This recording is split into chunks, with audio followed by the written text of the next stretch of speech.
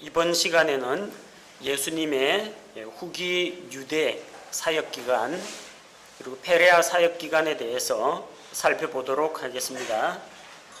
자, 나눠드린 그 교재 보시면요, 예수님 마지막 유대 사역기간하고 페레아 사역기간이 거의 대칭 구조를 이루고 있는 것을 보실 수 있을 겁니다. 마지막 유대 사역 기간은 장막절에 일어났던 그 사건을 담고 있는데, 장막절 사건과 중간에 70인 전도단 파송하는 이야기가 끼어 있고요. 그 다음에 장막절 끝나고 유대인들의 성전 수복절, 성전 봉헌절, 그 사건이 끼어 있습니다. 두 개의 절기 사이에 전도가 들어가 있습니다. 그리고 또 그 두 개의 절기 공통점이 뭐냐면, 예수님께서 말씀을 전하시는데 종교 지도자들과 번번이 충돌을 일으키는 내용이 있습니다. 그래서 첫 번째와 세 번째가 서로 대칭을 이루고 있습니다. 가운데는 뭐가 들어있어요? 70인 전도단 사건이 들어있습니다. 페레아 사역기간도 마찬가지입니다. 첫 번째 파트에서는 페레아 지방에서 일어난 사건입니다. 두 번째는 베다니에서 나사로를 살리신 그 사건이고요. 그 다음에 세 번째 부분은 역시 페레아에서 일어났던 일입니다. 그래서 페레아 지역에서 복음을 전하시고, 페레아 지역에서 복음을 전하시고, 가운데는 뭐가 들어있느냐? 예수님께서 죽은 자를 살리신 표적이 기록되어 있습니다. 이런 구조를 가지고 있으니까 두 가지로 나눠서 보면 됩니다. 유대 지방에서의 마지막 사역기간, 그리고 페레아 지방에서의 사역기간, 이렇게 크게 두 개로 나눠서 진행하도록 하겠습니다. 자, 마지막 유대 사역기간은 요한복음을 중심으로 전개됩니다. 요한복음 7장, 8장, 9장, 10장, 그리고 그 중간중간에 누가복음이나 마가복음의 기록들이 같이 연결이 됩니다. 요한복음 7장은 예수님께서 장막절에 예루살렘에 올라가시는 그 문제가 기록이 되어 있습니다. 당시 예수님의 형제들도 믿지 않았습니다. 그분을 하나님의 아들로, 구원자로, 메시아로 믿지는 않았습니다. 그래서 예수님께서 사람들로부터 인기를 얻고 주목을 받게 되니까 여기서 행하는 일들을 유대 지방에 가서도 행하라고 합니다. 나사렛 지방에서, 가버나움에서, 고라신에서, 베세다에서 일으킨 그 기적들을 예루살렘에서 딱 터뜨리면, 사람들이 많이 모이는 예루살렘 유대 지방의 중심지에서 그 사건이 일어나면 많은 사람들이 따르게 될 거라는 겁니다. 그래서 유명하게 되고 싶다면, 자기를 드러내고 싶다면은 예루살렘으로 가서 드러내라고 하는데, 예수님께서는 그 당시에는 올라가지 않으십니다. 나중에 올라가시죠. 예수님에 대해서는 수군거리는 사람들이 많았습니다. 정말로 예수님이 메시아인가 아닌가, 이게 관건인데, 사람들의 판단 기준은 뭐예요? 이 사람이 좋은 사람인가 나쁜 사람인가, 거기에 관심이 가 있습니다. 우리가 예수 그리스도에 대해서 이야기할 때는 예수님은 하나님의 아들이시요 우리의 구원자, 이게 가장 중요합니다.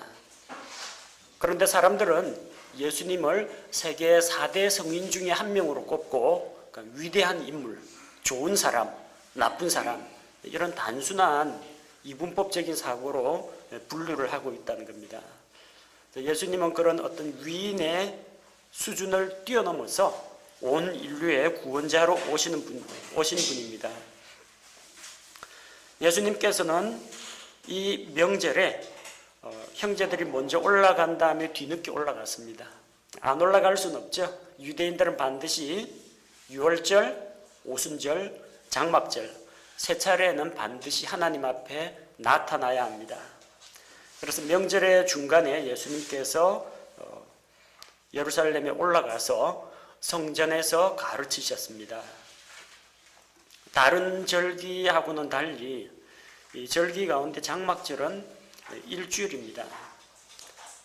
유월절 하루라든지 나팔절, 속죄일 이거하고는 달리 이 장막절은 단 하루가 아니라 이래 동안 지키는 절기입니다. 명절 중간에 올라가셔서 자기가 하늘로부터 오셨다는 거, 그리고 하나님께로서 난 자다, 하나님의 아들이심을 드러냅니다. 그리고 만약 믿지 못하겠거든 내가 전하는 말씀, 그 교리를 살펴보아라. 하나님에게서 온 자는 하나님의 말씀을 한다. 그러면서 그들에게 말씀을 전하셨는데, 사람들은 예수님에 대해서 논쟁을 했습니다. 이분이 과연 오시리라고 한 바로 그 메시아인가? 자, 절기상 장막절입니다. 이 장막절은 뭐 하는 절기냐면은 수학을 다 마치고 하나님께서 주신 그 장막에서 안식을 누리는 그런 절기입니다. 많은 유대인들이 메시아가 오셔서 우리 가운데 거하시려면, 거하다라는 이름의 뜻을 가지고 있는 그 장막절에 주님께서 우리에게로 오실 거다. 예수님 임마누엘이라는 뜻이 그거죠. 임마누엘, 우리와 함께 거하시는 하나님. 장막절 되면은 사람들이 기대를 갖습니다.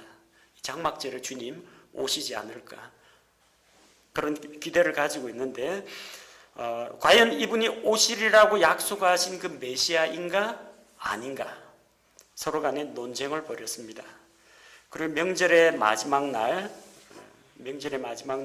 장막절 마지막입니다. 이 장막절에 하는 행사들 가운데 대표적인 것이 초막에 사람들이 일주일 동안 삽니다. 요즘은 뭐 이스라엘 집들이 전부 다 현대식 가옥으로 바뀌었다고 할지라도 요즘도 창가에다 나뭇가지를 꽂아두고 그럽니다. 근데 옛날에는 아예 마당에다가, 집이 있다 하더라도 마당에다가 나뭇가지를 모아가지고 텐트를 만들었습니다. 나뭇가지를 엮어서, 혹은 길가에, 그리고 광장, 뜰 이런 곳에다가 푸른 나뭇가지를 베어가지고 초막을 만들고 초막에서 거했습니다. 우리가 지금은 팔레스틴 땅을 차지해서 집 짓고 살고 있지만, 우리가 수고하지 아니한 집도 없고 수고하지 아니한 포도원과 논과 밭도 얻었지만, 우리는 나그네로서 광야 생활을 했는데, 광야 생활 가운데 하나님이 우리를 이처럼 인도하셨다. 그걸 기념하기 위해서 초막에서 살았습니다. 초막절, 장막절, 수장절, 이런 이름으로 불립니다. 또 장막절에 하는 그 의식 가운데 중요한 것 중에 하나가 헌수식이 있습니다. 광야 생활하는 가운데 제일 필요한 게 뭐겠어요? 물입니다. 물. 광야에서 하나님께서 반석을 쳐서 반석에서 물을 내어 주셨습니다. 그걸 기념하기 위해서 이 장막절 마지막 날이 되면 제사장과 찬양하는 사람들과 그 따르는 백성들이 일제히 실로암까지 가서, 예루살렘에서 실로암까지 가깝습니다. 실로암까지 가서 물을 길어 옵니다. 금으로 만든 주전자에 물을 길어 오는데, 가면서 행진하면서 이사야 12장 말씀을 낭송합니다. 이사야 12장은 그렇게 길이가 길지 않습니다. 보라, 너희가 구원의 우물에서 물들을 기르리로다. 그 말씀을 낭독하면서 실로암까지 다녀옵니다. 다른 사람들은 제사장 뒤를 쭉 따라와요. 그럼 성전으로 돌아와서 제사장이 이 주전자를 있는 물을 제단에다 부어다가 바칩니다. 하나님께서 우리에게 광야에서 물을 주셨습니다. 그걸 기념하라는 거예요. 그리고 그 주전자를 기울여 가지고 사람들에게 초청을 합니다. 이사야 55장 1절에서 3절, 누구든지 너희 목마른 자들아 다 물로 나아오라. 하나님의 그 말씀으로 초청을 합니다. 그러면서 실제로 그 주전자에 있는 물을 쫙 따라 붓습니다. 누구든지 목마르거든 와서 마시라는 이사야의 말씀과 함께 이걸 기울여서 따릅니다. 그러면은 누구든지 자원하는 사람은 나가서 그 입대고 나가서 물을 마시는 겁니다. 바로 제사장이 그 의식을 하고 있는데, 저편에서 예수님께서 큰 소리로 외치십니다. 예수님께서 누구든지 목마르거든 내게로 와서 마시라. 요한복음 7장 37절, 마지막 날, 곧 명절의 그 큰 날에 예수님께서 서서 외쳐 이르시되, 저쪽에서는 제사장이 그 금주전자 가지고 이러고 있는데, 금주전자에 물이 들어가면 얼마나 들어가겠습니까? 고작 담아봤자 2리터예요.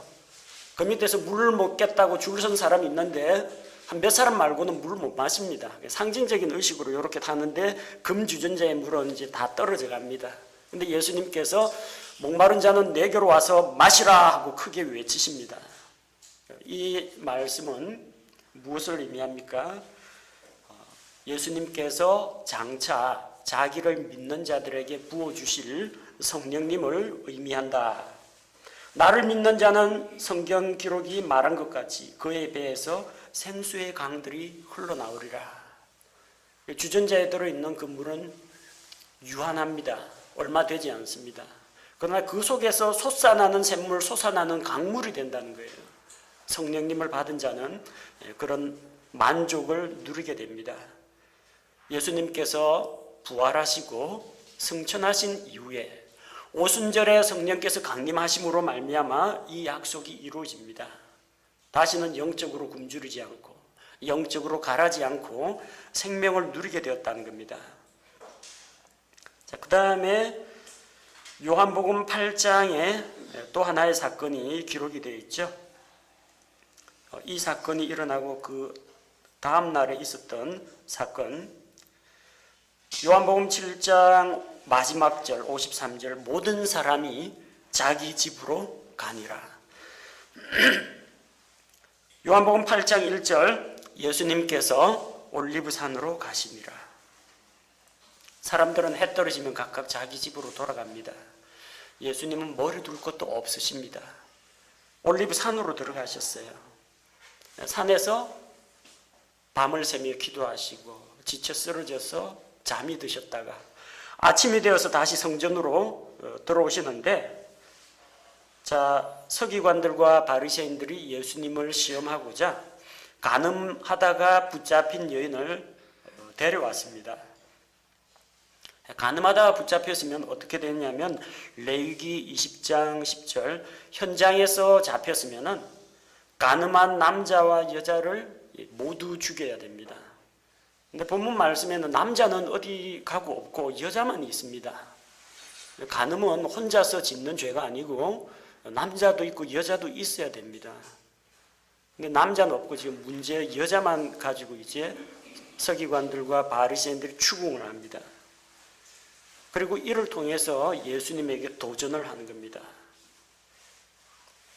모세는 율법에서 이런 자는 돌로 치라고 했는데 선생님은 무엇이라고 가르치겠습니까? 어떻게 말씀하십니까?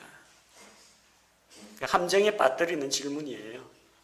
예수님을 죽일 것인가 말 것인가? 예수님이 정말 긍휼이 많으신 분인가? 아니면 엄격한 법을 지키는 분인가? 이 시험이 아니고요. 만약에 돌로 쳐서 죽여라 하면은 로마 법에 걸립니다. 로마에서 다른 건 다 허용하는데 사형 집행은 빌라도 총독의 승인을 얻어야, 로마 제국의 인가를 얻어야만 죽일 수가 있다는 겁니다. 사형 집행은 반드시 총독의 인가가 있어야 가능합니다. 근데 예수님이 만약 이 여자를 돌로 쳐서 죽여라 하면은 로마 법정으로 끌고 갑니다. 이 사람이 로마 제국 이외에는 사형 집행권이 없는데 사람을 죽이라고 했다. 법에 걸립니다. 돌로 치지 말라고 하면은 유대인들을 선동해가 이 사람이 모세 율법을 어겼다 하고 예수님을 올가매려고 하는 겁니다. 예수님께서는 그 여인에 대해서 돌로 치라 치지 말라 그렇게 말씀하지 않으시고 너희 가운데 죄 없는 자가 먼저 돌을 던지라고 하셨습니다. 요즘은 이게 죄 짓고도 뻔뻔한 사람들이 너무나 자주 인용합니다. 다 죄인 아니냐? 털면 먼지 안 나는 사람 어디 있느냐? 나만 잘못했느냐? 너희도 한 껍질 벗기면 다 똑같지 않느냐? 아무 죄 없는 사람은 나에게 돌을 던져봐라. 죄 지은 사람이 이제 발악하면서 하는 말로 사용되는데 이게 원래는 그런 의미가 아닙니다. 죄 없는 자가 먼저 돌을 던지라고 했는데 이 여인을 둘러싸고 정죄하는 사람 가운데에서는 재판관이 없다는 겁니다. 죄는 누구에게 짓는 거예요? 유대 공동체에 짓는 게 아니고 로마 제국에 짓는 게 아니고 하나님을 대적하여 짓는 겁니다.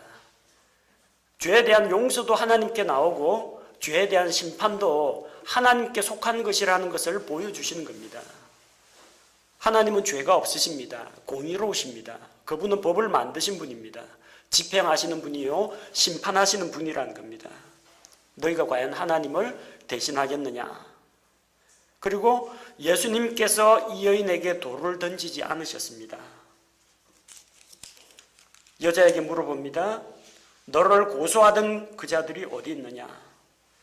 너를 정죄하던 자들이 어디 있느냐? 주여, 아무도 하지 않았습니다. 예수님이 말씀하십니다. 나도 너를 정죄하지 아니하노니 가서 다시는 죄를 짓지 말라. 간음이 옳다고 이야기하지는 않았습니다.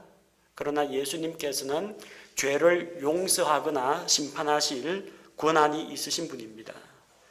예수님께서 그녀를 정죄하지 않았기 때문에, 그녀를 심판하지 않았기 때문에 아무도 그녀에게 돌을 던질 수가 없었습니다. 여기서 벌써 종교 지도자들하고 한번 부딪혔습니다. 예수님을 함정에 빠뜨리려고 했는데 오히려 자기들이 되려 반격을 당했죠. 그 다음 요한복음 9장, 우리가 잘 알고 있는 그 사건이 기록되어 있습니다. 그 요한복음 8장 후반부에는 그 간음한 여인을 용서해 준 다음에 종교 지도자들 유대인들과 논쟁이 벌어집니다. 나는 하나님께로부터 왔다.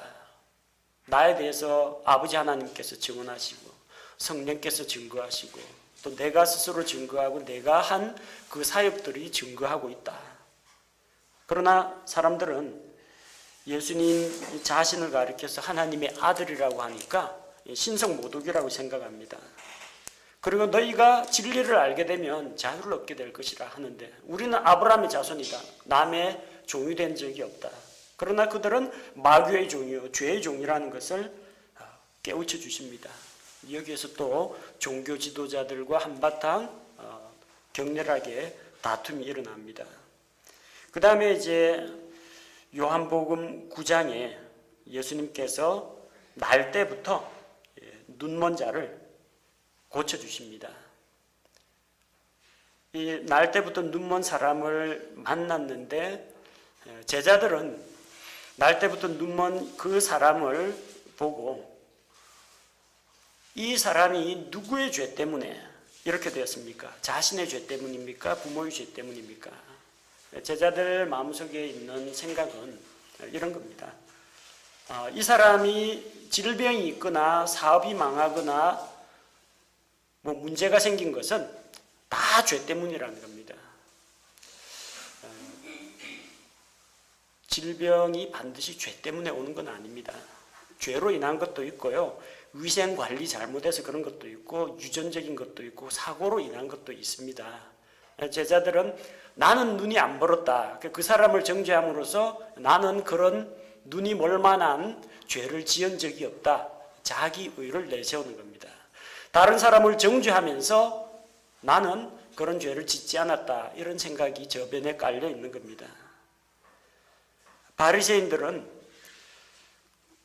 무엇에 관심이 있느냐? 그 사람이 눈을 뜨느냐 뜨지 못하느냐는 관심이 없습니다.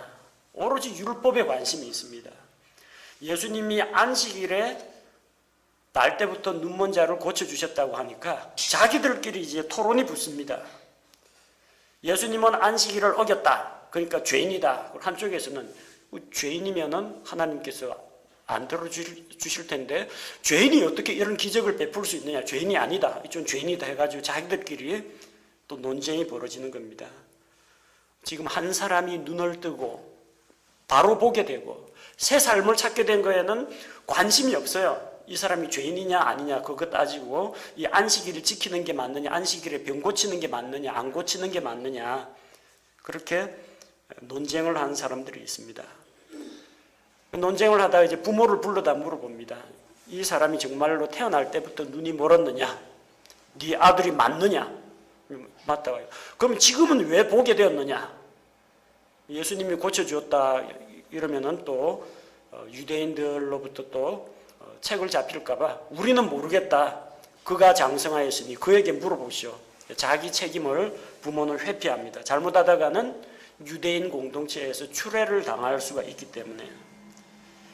자, 자기 딴에는 스스로 본다라고 내세우는 그런 바리새인들, 그 자들은 실은 메시아이신 예수 그리스도를 알아보지 못했습니다. 오히려 날 때부터 눈 멀었던 그 자가 예수님을 만나게 되는 것을 보여줍니다. 세상의 빛으로 오신 그 예수님께서 어둠 가운데 있던 자의 눈을 뜨게 해주셨습니다. 스스로 눈을 뜨고 있다. 스스로 율법의 말씀을 보고 듣고 읽고 공부하고 있다. 모세의 제자로 자처하던 이 바리새인들은 주님을 알아보지 못했다는 겁니다.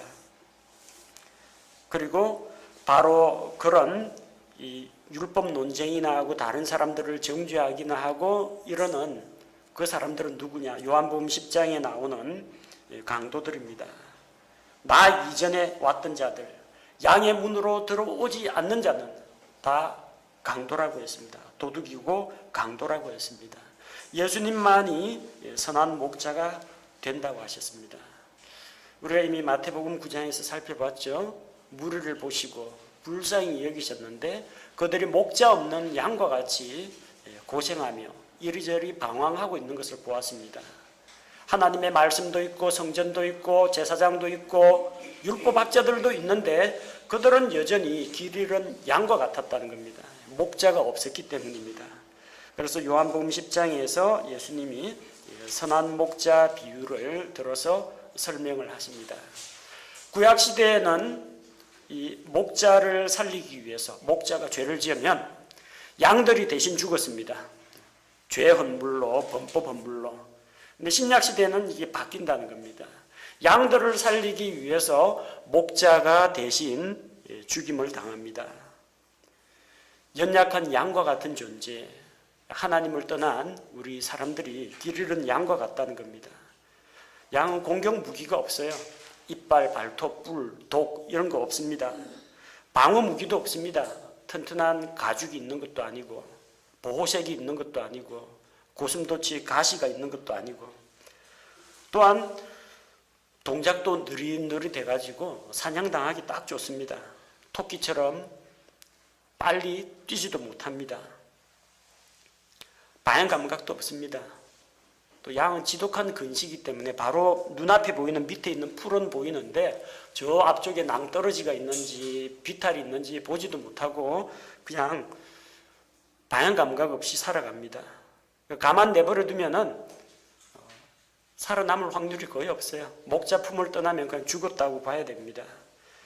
그런데 그 목자들 가운데에도 사꾼 목자가 있고 선한 목자가 있다는 겁니다. 실제로 이스라엘에는 목자가 두 종류가 있습니다.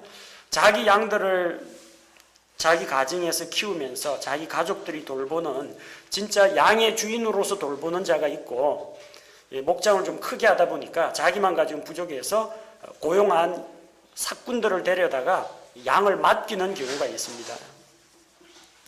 근데 사꾼들은 만약에 맹수가 오거나 도둑이 훔치러 오면은 목숨 걸고 싸우지는 않습니다. 먹고 살자고 하는 건데 자기 목숨이 더 중요하죠. 그 다음에 출애굽기 율법에 따라서 만약에 맹수에 의해서 찢겨 죽은 것은 자기가 이 가축에 손을 댄 게 아니다. 맹수가 찢어 죽였다면 찢어 죽인 그 흔적을 제시를 하면은 그 사람은 물어주지 않아도 됩니다. 사건은 그래서 책임감이 떨어진다는 겁니다. 맹수가 오거나 아니면 강도가 들었다 하면은 자기 몸 살리기에 바쁘다는 거예요. 그러나 양을 자기 가족처럼 키우던 그 선한 목자는 기꺼이 양들을 위해서 자기 목숨을 내어 던집니다. 이게 예루살렘에서 일어났던 그 사건들의 이야기고 중간에 하나의 사건이 끼어 있는데 누가복음에 나오는 70인 전도단 이야기입니다.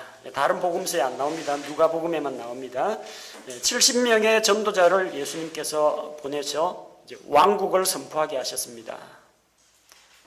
그리고 예수님께서 능력을 많이 행하셨는데 변화가 없고 회개가 없는 도시들에게 저주를 내렸습니다. 고라신, 벳세다, 가버나움. 다 예수님께서 놀라운 기적들을 베푼 그런 도시입니다. 그들이 만약에 회개하지 않으면 결국은 망하게 될 것이라는 것을 선포하셨습니다. 그리고 보냈던 전도인들이 다 돌아왔습니다. 그들은 크게 기뻐합니다. 수확이 있었거든요. 주의 이름으로 우리가 마귀들도 내쫓고 병들도 고치고 우리가 이런 권능을 얻었습니다. 그들은 자기들이 부여받은 능력에 대해서, 자기들이 일으킨 사역의 열매에 대해서 으쓱해가지고 돌아왔습니다. 근데 예수님께서는 뭐라고 말씀하셨습니까? 마귀들이 너희에게 굴복하는 것으로 기뻐하지 말고 너희 이름이 하늘에 기록된 것으로 인해서 기뻐하라고 했습니다. 구원받은 자, 또 말씀 사역자가 관심을 두어야 할 것은 자기의 구원 문제, 하나님하고의 관계 문제, 이게 가장 우선순위입니다. 내가 얼마나 많은 사람에게 복음을 전했고 내가 얼마나 많은 기적을 일으켰느냐, 이것보다 더 중요한 것이, 더 고맙고 감사한 것이 죄인인 내가 하나님의 은혜로 구원을 받았다는 이 놀라운 사실입니다. 자, 다시 이 배경이 성전 봉헌절, 수전절로 바뀝니다. 장소는 예루살렘 장막절 사건, 예루살렘 성전 봉헌절 사건입니다. 이 성전 봉헌절이 왜 생겼느냐면요, 이전에 그 신구약 중간기에 저 위쪽에 셀루키드 왕조, 그리스의 알렉산더 장군이 죽고 나서, 알렉산더 대제가 죽고 나서 부하 장군 4사람이 나라를 넷으로 나눠 가졌죠. 그 중에서 세력이 제일 큰 쪽이 북쪽 셀루키드 왕조, 남쪽이 이집트를 중심으로 한 톨레미 왕조. 근데 이쪽에 북쪽에 있던 그 시리아 군대가 쳐내려오죠. 안티오쿠스 에피파네스 4세. 예루살렘 성전을 점령하고 성전을 더럽힙니다. 제우스 신상을 세우고 돼지 목을 따가지고 예루살렘 제단에서 자기들의 신들에게 헌물을 드리고 돼지 피를 성전 곳곳에 뿌려서 성전을 더럽힙니다. 황폐하게 하는 가증한 것, 다니엘 대언자가 예언했던 바로 그 사건입니다. 나중에 환란기 때 적그리스도가 이 같은 짓을 또 한 번 하게 될 겁니다. 그런데 제사장, 유대인 제사장 마따디아스가 자기 아들 5명하고 시민군을 조직해가지고 유다 마카비 가문에서 이걸 해결을 합니다.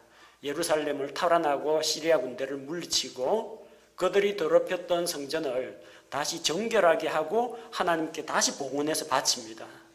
그걸 가리켜서 이제 개혁성경의 수전절, 성전을 수복했다, 성전 봉헌절이라고 부릅니다. 지금도 유대인들은 레위기에 나오는 율법에 기록된 7대 절기는 아닌데 후대에 생긴 절기로 성전 봉헌절을 지킵니다. 하누카라고 하는데, 하누카라는 빛의 축제를 벌입니다. 12월 중순경에 이런 행사가 있습니다. 12월 초중순경에 행사가 있는데 집집마다 창문에다 전부 다 촛불이나 등불 같은 걸 내걸고 환한 빛의 축제를 벌입니다. 자, 그런데 그 선한 목자 이야기 다음에 성전 봉헌절에 있었던 사건이 예수님께서 요한복음 10장 28절 이후 안전하고 확실한 구원에 대해서 말씀을 하십니다. 또 여기서 또 문제가 생기죠.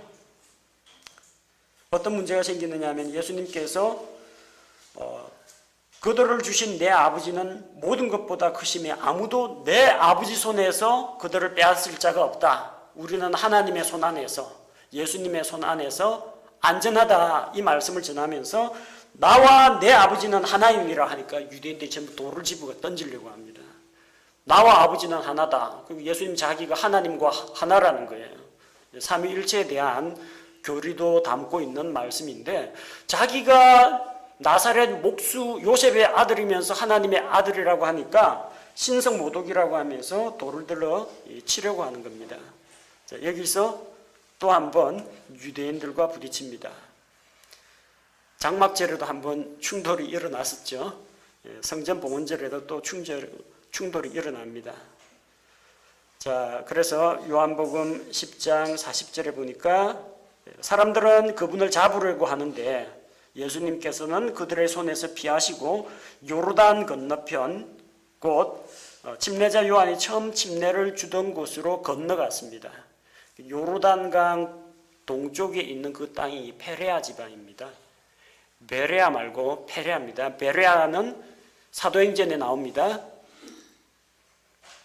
베레아 사람들은 데살로니가에 있는 사람들보다 더 고귀하여 하나님의 말씀을 날마다 묵상하면서 이것이 정말로 그러한가 성경을 탐구하던 사람이 베레아 사람이고요. 페레아는 유대지방 요르단강 동쪽에 있는 땅입니다. 성전 봉헌절 기간이 끝나고 예수님께서 요르단강 동쪽으로 건너갔고 많은 사람들이 그분께로 나아왔습니다. 두 번째 단계는 유대지방 예루살렘을 중심으로 한 유대지방 후기 사역을 마치시고 장막절과 성전 봉헌절 그 사역을 마치고 페레아 쪽으로 요르단강 동쪽으로 넘어왔습니다. 페레아만 계속 있었던 게 아니고 페레아에 있다가 나사로가 죽었습니다 하고 주님께서 사랑하시던 나사로가 죽었습니다. 제발 좀 빨리 오십시오 하는데 예수님 며칠간 더 머물러 있다가 죽은 지 나흘 만에 베다니에 가서 죽은 나사로 살리고 다시 페레아 지방으로 건너갑니다. 그래서 페레아에서 베다니 그리고 또다시 페레아로 나중에는 베다니 마을에 나사로네 집에 또 방문하십니다. 거기서 마리아가 이제 기름을 붓는 그 사건이 있죠. 향유를 붓는 사건이 있고 그다음 베다니에서 출발해서 예루살렘에 나귀 타고 들어가는 사건이 있습니다. 사건 순서 잘 기억하십시오. 자, 페레아 지방에서 사역 기간 어떤 일들이 있었느냐? 예수님들과 바리새인들 사이에 바리새인들은 명예하고 돈을 좋아합니다. 백성들로부터 랍비라 불리기를 좋아하고 높아지기를 좋아합니다. 잔치에 앉는 거 보니까 전부 다 누가 상석에 앉는지 높은 자리에 앉으려고 합니다. 예수님께서 낮은 자리를 택하라. 그래서 나중에 주인이 와서 올라앉으라. 이렇게 높여주면 그 많은 사람 앞에 영광이 될 것이다. 더 높은 사람이 있는 줄도 모르고 높은 자리에 앉았다가 여보게 그 내려오게 하면서 더 높은 사람을 데려다주고 나중에 앉을 자리가 없어서 말석으로 밀려난다는 겁니다. 누구든지 자기를 높이는 자는 교만한 자는 낮아지고 하나님께서 낮추시고 누구든지 겸손하게 자기를 낮추는 자는 주께서 높여주신다라는 역설적인 진리를 말씀하셨고 또 잔치를 열고 사람들을 초대했는데 사람들이 이런저런 핑계를 대면서 잔치에 오지 않습니다. 잔치에 초대받은 자들이 거절한 그 사건도 비유로 예수님께서 설명해 주셨습니다. 그리고 자기를 따르는 이들에게 무리들에게 도전을 하셨습니다. 그들 가운데는 기적을 맛보고 병고침을 받으려고 이렇게 여러 가지 목적으로 예수님을 따르는 자들이 많았습니다. 뭔가를 얻고자 따르는 자들이 많았지만 예수님께서는 그들에게 강하게 도전합니다. 너희가 내 제자가 되라. 누구든지 날마다 자기를 부인하고 자기 십자가를 지고 나를 따르라. 이렇게 도전을 하십니다. 제자의 길은 그만큼 쉽지가 않다는 겁니다. 값을 치르고 따라야 합니다. 만약에 망대를 짓는다면 짓기 전에 공사비가 얼마 나오는지 견적은 뽑고 시작하지 않습니까? 내 자금이 충분한가? 충분하지 않은가? 근데 밑도 끝도 없이 덥석 공사 시작했다가 돈 모자라가지고 흉물스럽게 폐허처럼 남겨두면 돈은 돈대로 잃고 평판은 평판대로 잃습니다. 전쟁을 하는데 적군이 어마어마한 군대를 이끌고 오는데 내가 가진 군대로 이거 상대할 수 있는지 없는지 미리 재봐야죠. 안 되겠다 싶으면 미리 가서 화친을 해야지 덮어놓고 대놓고 싸우다가 나중에 전쟁에서 패할 수가 있다는 겁니다. 마찬가지로 제자가 되기 위해서는 먼저 그 비용을 계산해 보라는 겁니다. 우리가 가지고 있는 소유로는 주님을 따를 수가 없습니다. 계산해봤자 뭐 내 가진 게 없으니까 얼마 나오지도 않습니다. 그러나 하나님께서 우리에게 필요한 자원들을 공급해 주신다는 걸 믿고 제자가 되라는 이야기입니다. 제자 되기 힘들고 비용 많이 드니까 안 되는 줄 알거든 미리부터 포기하고 제자하지 마라 그런 이야기가 아니고요. 이와 같이 너희가 자기 소유를 버리지 아니하면 너희 내 제자가 되지 못하니라. 자기의 소유, 내 능력 믿고 내 성경 지식 믿고 내 인간성 믿고 이거 가지고 제자 되려고 하지 말라는 겁니다. 그거 계산해봤자 답이 안 나와요. 하나님께서 주시는 자원과 하나님의 소유를 가지고 따를 때 제자의 삶을 성공적으로 살아갈 수 있다는 이야기입니다. 자, 그 다음에 또 누가복음 15장에서 다른 복음서에는 안 나오는데 잃어버린 것을 찾는 비유가 나오죠. 잃어버린 양의 비유, 잃어버린 동전의 비유, 잃어버린 아들의 비유. 그래서 아버지 하나님께서는 찾고 기다리고 계신다. 집 나간 아들을. 성령께서는 불을 밝히고 부지런히 동전을 찾고 계신다. 성자 예수님께서는 잃어버린 양을 찾기를 원하신다. 성부, 성자, 성령께서 죄인 한 사람이 돌아오기를 그렇게 기다리고 계신다는 걸 비유로 말씀하십니다.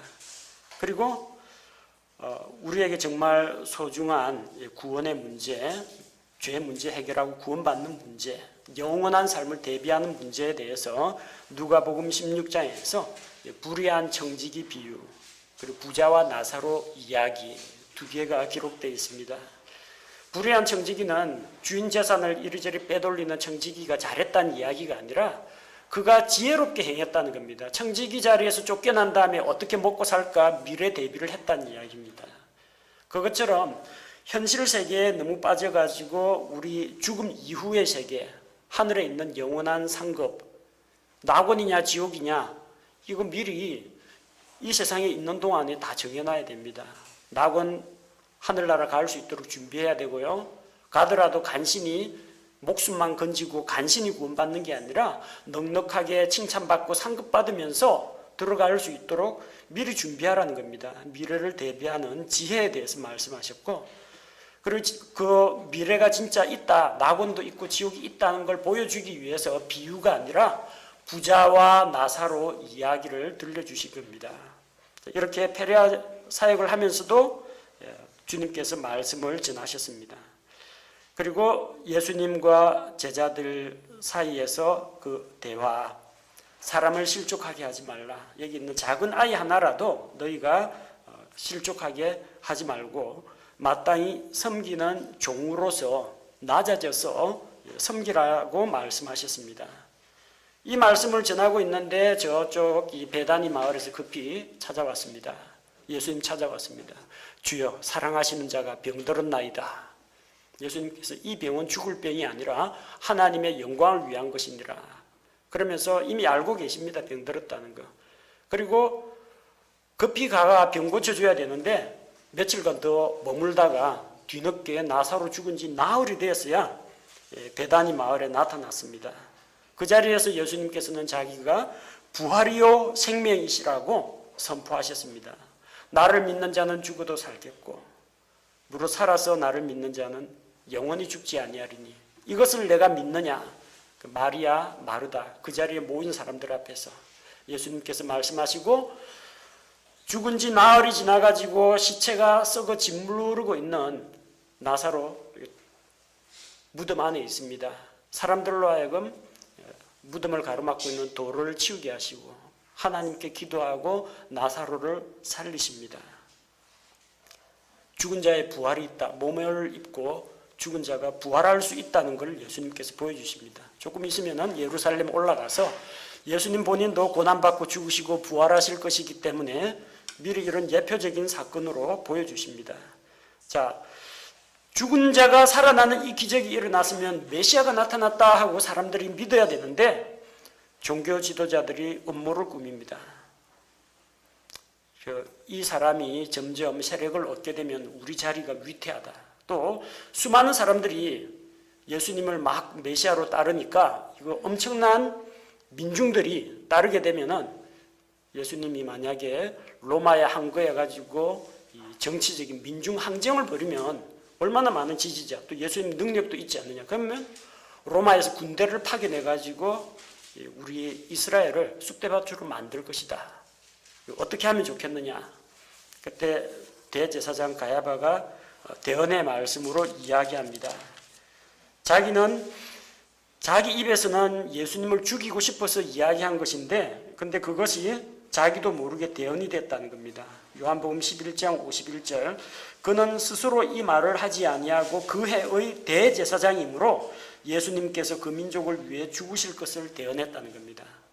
한 사람이 온 민족을 위해 죽어서 이 민족이 멸망하지 않게 되는 것이 옳다.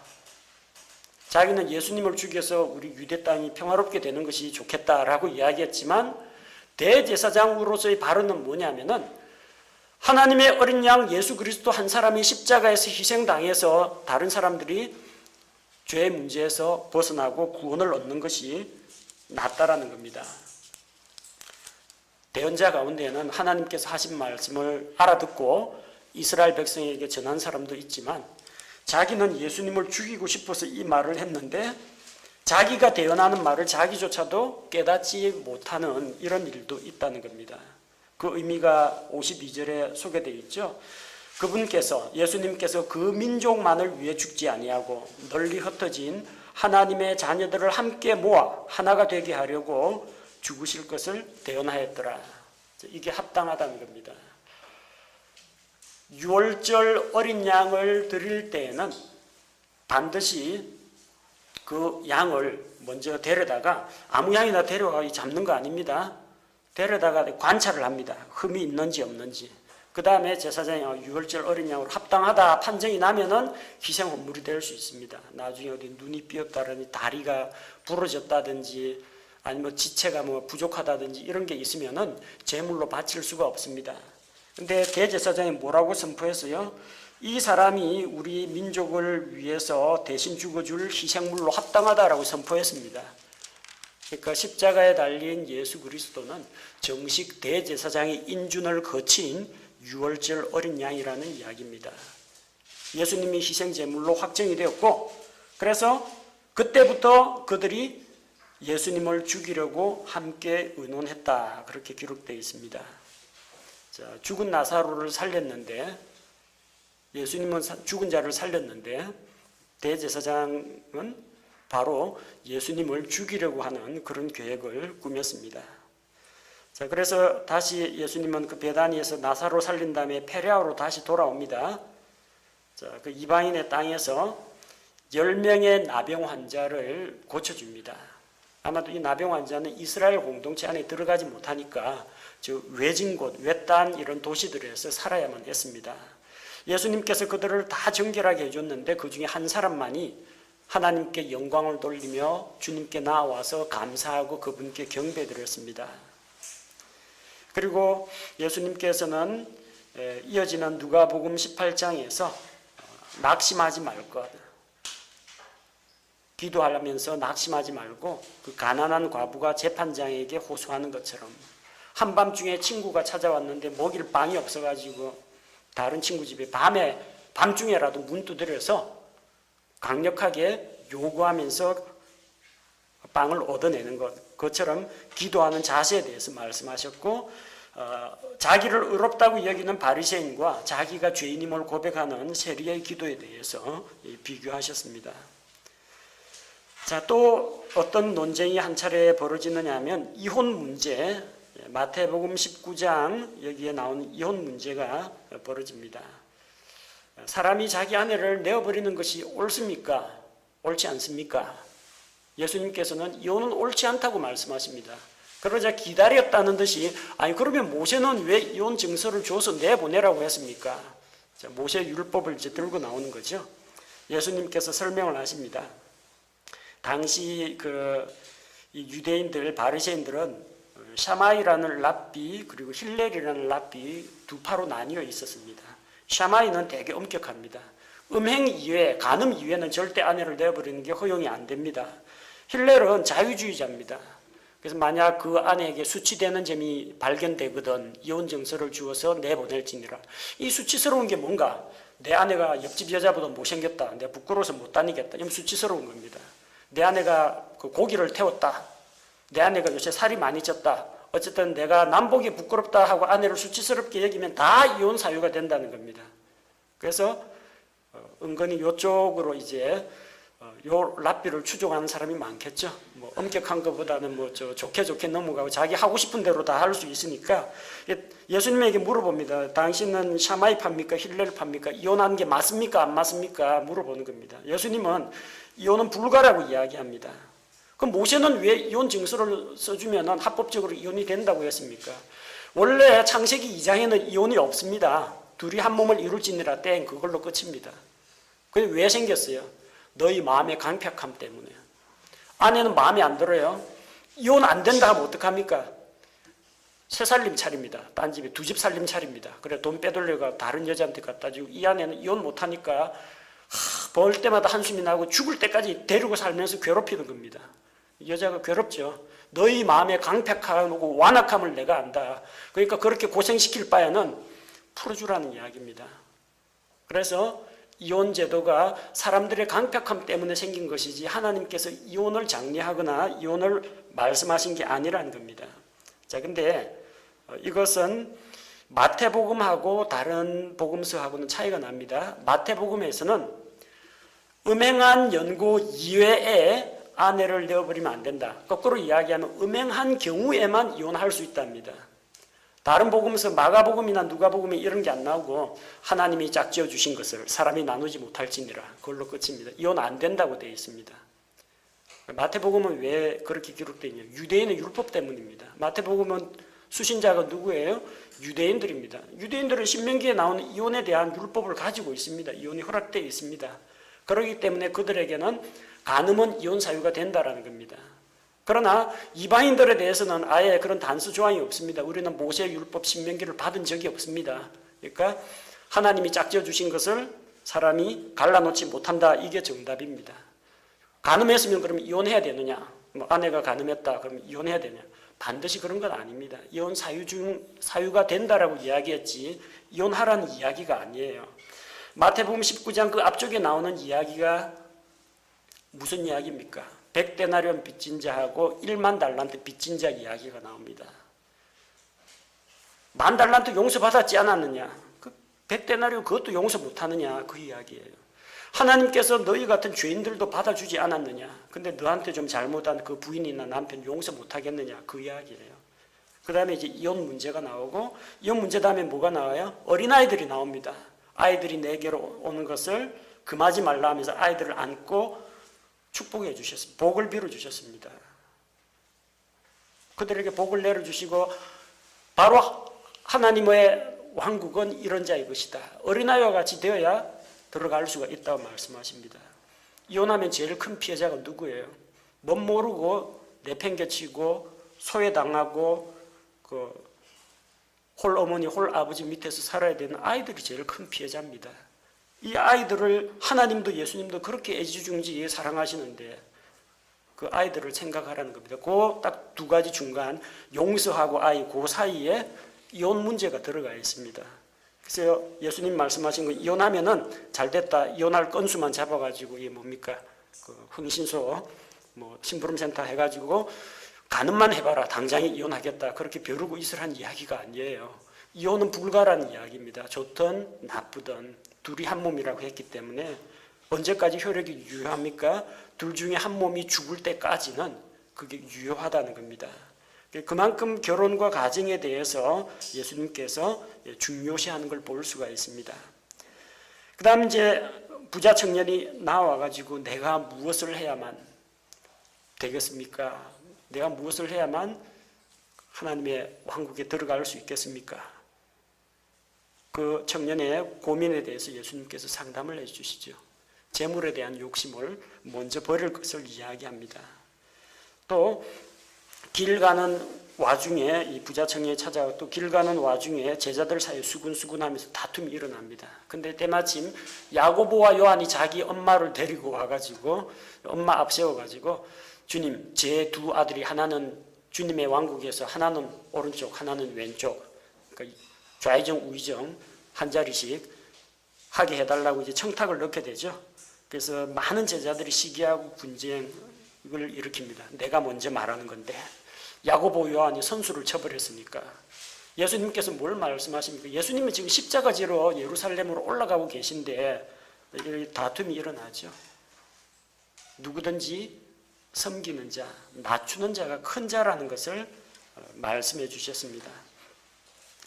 자, 그리고 이제 페레아를 떠나서 베다니로 갑니다. 베다니에 머물다가 그 종려주일 예루살렘 입성해야 되니까 베다니로 가시는데 여리고를 떠날 때 눈먼 자 2명이 예수님께 나옵니다. 누가복음에서는 여리고로 들어올 때 눈먼 자 1명이 예수님께 나옵니다. 동일한 사건인데 마태는 2다를 기록했고 누가는 1명만을 기록했습니다. 또 당시 여리고라는 지명은 3개 이상이 있습니다. 이쪽 여리고에서 나와가지고 저쪽 여리고로 가는 길입니다.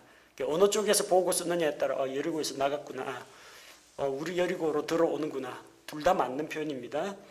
그리고 누가복음 19장에서 삭개오, 세금 공무원이죠. 세금 공무원 중에 우두머리 그 삭개오를 만납니다.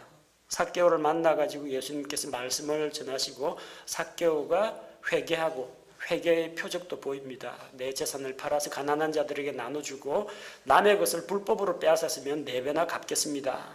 예수님께서 그 말씀을 하시고 사람의 아들이 온 것은 잃어버린 것을 찾아 구원하러 왔다. 사람들로부터 따돌림 받고 소외당하고 죄인으로 간주되던 삭개오가 회개하고 하나님께로 돌아오게 되니까 예수님께서 구원을 선포하셨습니다. 그리고 누가복음 19장에서 이어지는 이제 문화의 비유가 나오죠. 종들에게 1문화씩 다 10명에게 다 나눠줬는데 누구는 10문화를 남겼고 누구는 5문화를 남기고 또 어떤 자는 그 문화를 쓰지 않고 감춰두고 똑같이 1문화씩 다 받았는데 많이 남긴 자도 있고 적게 남긴 자도 있습니다.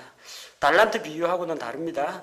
달란트 비유는 어쨌든 갑절의 달란트를 남기긴 했지만 보상은 똑같습니다. 잘하였도다 선하고 신실한 종아, 들어와서 내 주인의 기쁨에 참여할지다. 똑같습니다. 근데 문화의 비유는 보상이 다릅니다. 수고했다. 10달란트 10문화를 남겼느냐? 10개의 도시를 다스려라. 너는 5문화를 남겼냐? 그럼 5개의 도시를 다스려라. 우리가 수고한 것에 따라서 천년왕국에서 주님을 도와서 섬기면서 도시들을 다스리는 그런 권능, 높은 벼슬을 한다는 이야기가 아닙니다. 왕국은 어떤 데예요? 섬기는 자입니다. 예수님을 도와서 사람들을 섬기는 통치자가 된다는 이야기입니다. 그리고 달란트 비유에서는 이 달란트를 감춰두고 자기도 안 쓰고 다른 사람도 못 쓰게 가로막았던 이 사람들은 다 바깥 어두운 데로 쫓겨납니다. 그런데 문화 비유에서는 가지고 있던 1문화를 빼앗아 가지고 10문화 가진 자에게 주는데 이 1문화 감춰뒀던 이 종을 죽이거나 아니면 내쫓지는 않습니다. 보상만 빼앗깁니다. 그래서 이 마태복음에서 유대인들을 대상으로 그들에게 말씀을 맡겼던 그것과 또 이 예수님께서 이방인들을 대상으로 1문화씩을 나눠주고 그들이 수고한 열매에 따라서 합당한 보상으로 갚아주시는 이 심판하고는 서로 다르다는 것을 우리가 기억해야 됩니다. 베다니에서 일어난 그 중요한 사건이 나사로가 이제 부활했잖아요. 그 부활한 나사로가 예수님을 초청해서 같이 사람들을 모아 잔치를 하는데 마리아가 예수님의 머리에 나드 향유 300데나리오너치나 되는 나드 향유를 붓는 그 사건이 일어납니다.